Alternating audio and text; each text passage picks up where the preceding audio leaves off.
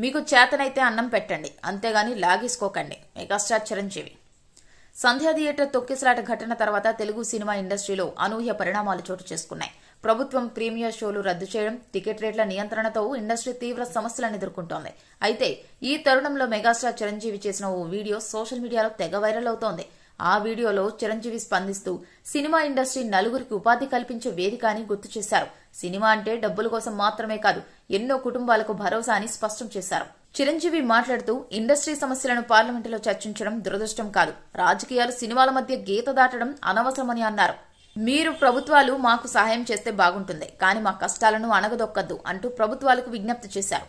రాజకీయ నాయకులు రాష్ట్రానికి ప్రత్యేక హోదా కోసం పోరాటం చేస్తే మంచిది, మౌలిక సదుపాయాలు, ఉపాధి కల్పన వంటి విషయాలపై దృష్టి పెట్టాలి.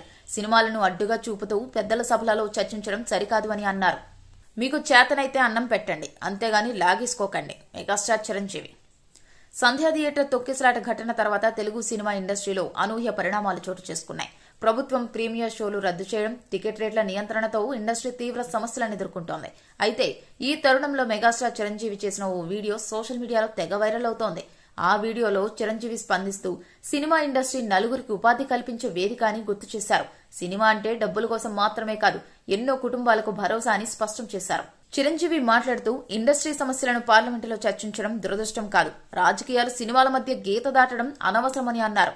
మీరు ప్రభుత్వాలు మాకు సహాయం చేస్తే బాగుంటుంది, కానీ మా కష్టాలను అణగదొక్కద్దు అంటూ ప్రభుత్వాలకు విజ్ఞప్తి చేశారు. రాజకీయ నాయకులు రాష్ట్రానికి ప్రత్యేక హోదా కోసం పోరాటం చేస్తే మంచిది, మౌలిక సదుపాయాలు, ఉపాధి కల్పన వంటి విషయాలపై దృష్టి పెట్టాలి.